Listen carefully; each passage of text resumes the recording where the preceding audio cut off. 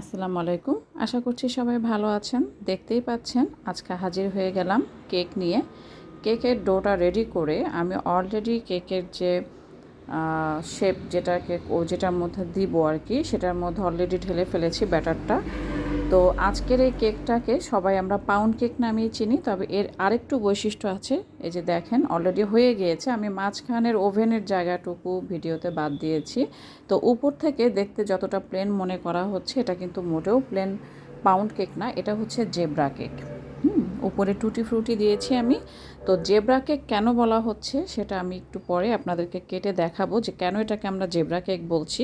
তবে খুবই মজার একটা কেক, কারণ এটা হচ্ছে একের ভিতরে দুই, অর্থাৎ এটার সাথে ভ্যানিলা এবং চকলেট দুটাই একসাথে আপনারা পেয়ে যাচ্ছেন। তো আমি এখন ছুরি দিয়ে কেটে আপনাদের দেখাচ্ছি যে কেন এটাকে আমরা জেব্রা কেক বলছি।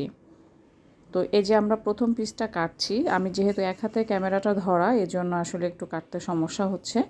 তো এই যে কাটা শুরু করলাম, দেখতে পাবেন এখন যে ভিতরটা আসলে কেমন।